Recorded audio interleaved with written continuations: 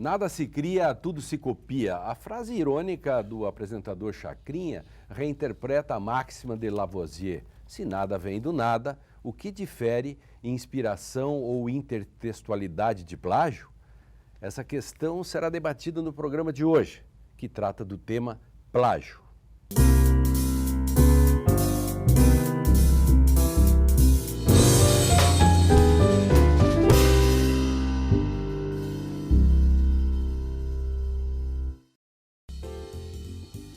Em 2009, o escritor argentino Paul Catangian acrescentou 5.600 palavras ao conto O Aleph, de Jorge Luis Borges, e foi processado pela viúva do autor. Antes disso, Catangian já havia redisposto os 2.316 versos de Martín Fierro, de José Hernández, em ordem alfabética e criado um poema distinto.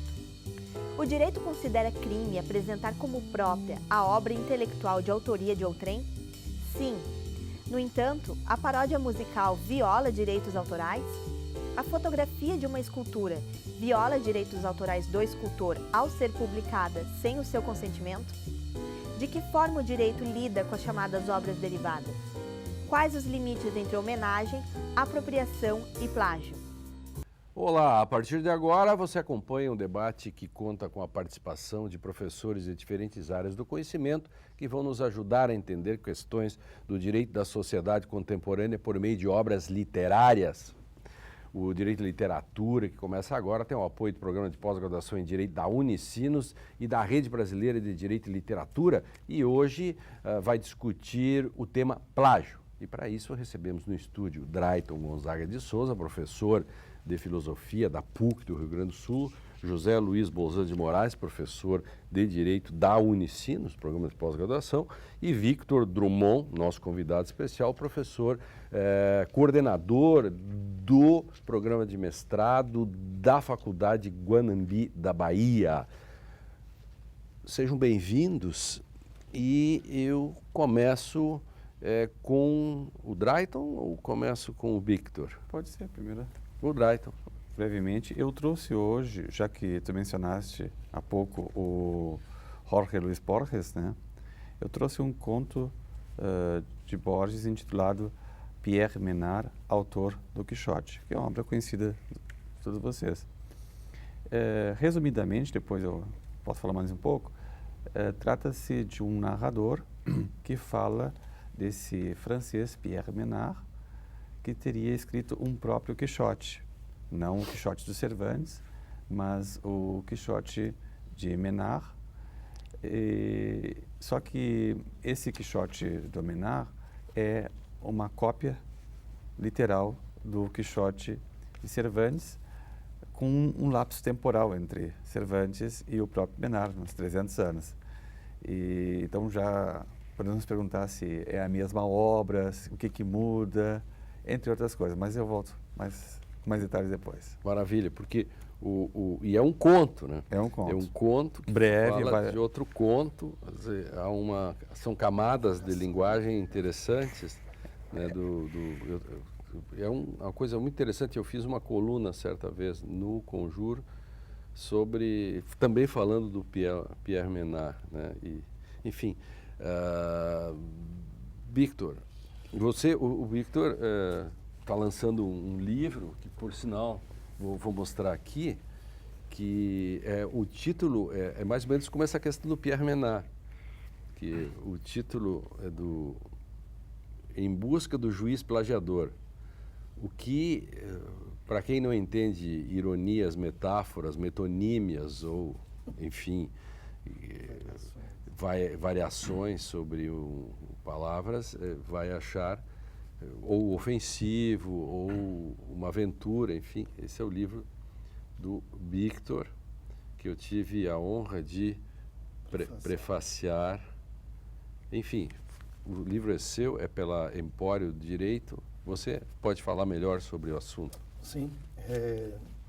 Só para abrir aqui a temática me é muito cara, né, do plágio, toda a questão referente aos direitos autorais. E esse foi um texto, resultado de um pós-doutorado, que também foi supervisionado pelo Lênio, em que eu trago elementos do direito de autor para a teoria da decisão.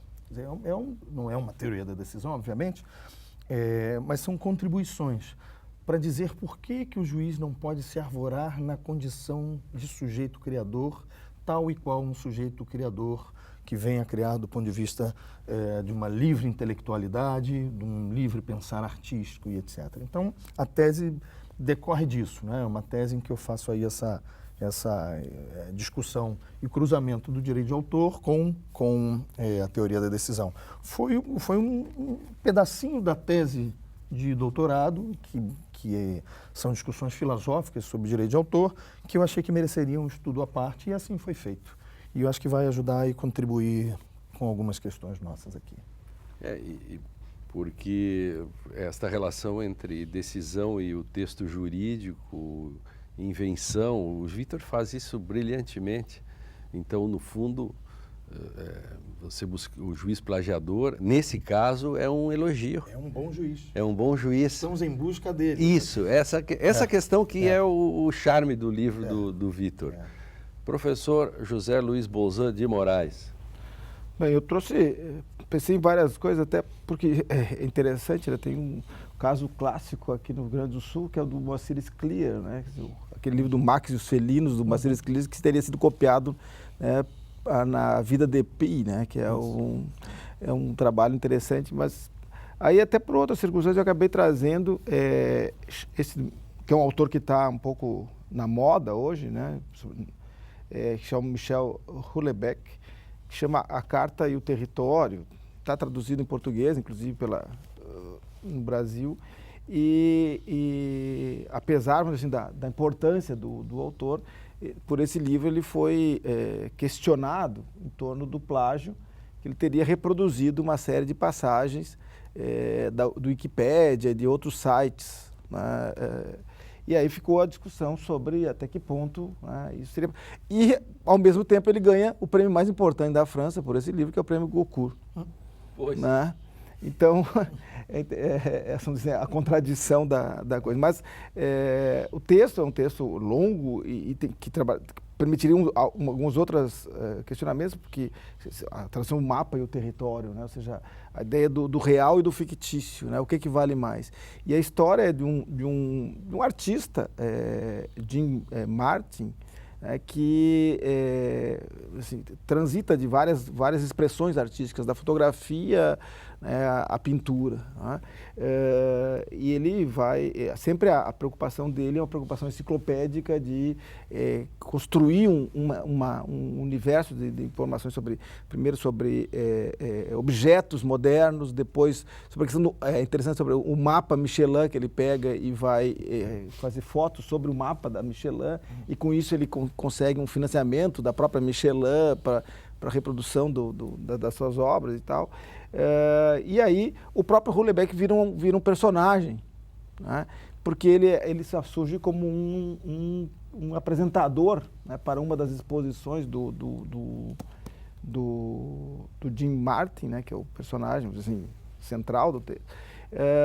E aí a próxima fase é um conjunto de pinturas, né, óleos que ele faz sobre grandes personalidades, né? E aí, inclusive, ele faz uma sobre o Houellebecq, escritor, que é o personagem, que acaba sofrendo uma morte trágica no próprio texto, né? Quer dizer, o autor do texto se né, assim, se excluindo do próprio trabalho, né, e criando aí uma segunda fase do livro, que é uma fase policialesca, vamos dizer assim, que é porque o próprio o quadro, essa pintura o Houellebecq, escritor, né, porque já era o Jim Martin já era um escritor famoso, um autor famoso, então valia muito, ela desaparece. Né, e aí vem uma segunda fase, que é uma fase assim, policial do livro, né? Então, acho que é interessante, não só pela história, mas, sobretudo, por essa dualidade, ou seja, um trabalho que, ao mesmo tempo, foi questionado, vamos dizer assim, de um autor que tem uma série de idiosincrasias, né? Eu li uma entrevista dele há poucos dias dizendo que ele se considera o próximo ganhador do Prêmio Nobel da França, né, pela França. Se adiantando. Mas é uma figura... nos próximos 20 anos, ele deve ser um dos... Que ele é o que fez o Submissão. Né? Submissão, claro, que é um livro que está... Eu até trouxe aqui também, né? o Submissão, que é um livro que não é talvez um dos livros, mas é um livro importante hoje sobre a discussão, né, da questão cultural e da transição, da crise, né, sobretudo com relação às relações dele com o mundo árabe, né? Inclusive ele tem, né, um pé na árabe, né? Exatamente. Então acho que é interessante e serve um pouco para dar um mote dessa discussão em torno E as camadas de leitura desse livro, né, como você está dizendo, e como o texto que o Drayton trouxe, né, Drayton? E também essa questão do mapa e o território tem tudo a ver no sentido de é o real e o problema, fictício, né? Tem uma questão, né, que se o mapa traduzisse a realidade como ela é, ele já não seria um mapa. Necessariamente o mapa é uma metáfora e, portanto, no fundo, uma interpretação sempre é metafórica, porque se ela reproduzisse exatamente como é, já não seria. E aqui tem um terceiro nível, que é exatamente a fotografia do mapa, ou seja, a obra que ele produz a partir do mapa, as diversas, passa a valer mais do que o próprio mapa. Conceitual já, como o Kossuth, né? Essa é uma questão filosófica forte, né? Sim. E eu fiquei pensando também num outro conceito agora, no conceito de reconstrução, né?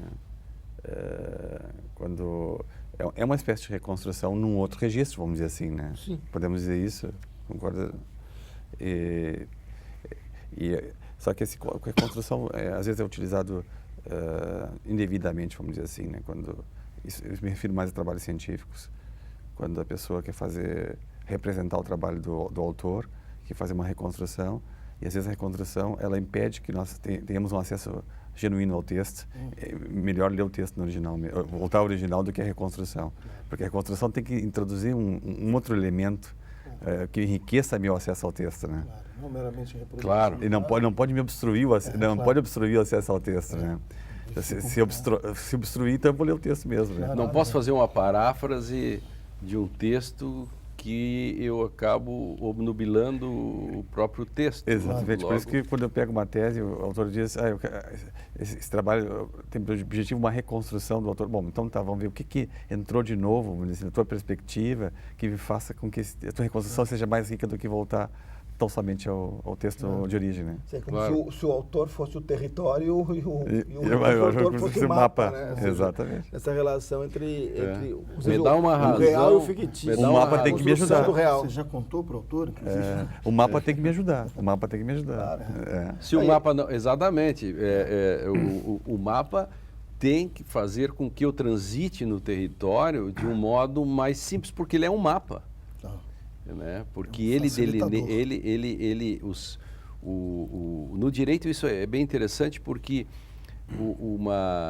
se a interpretação fosse como um mapa, e para ela ser absolutamente real, ela teria que ter, no mapa, nas ruas, devia ter os próprios buracos.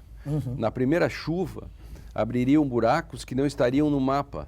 Se aquela rua fosse fechada, teria que fazer outro mapa. Então, o mapa que tem que ser feito todos os dias já não é um mapa.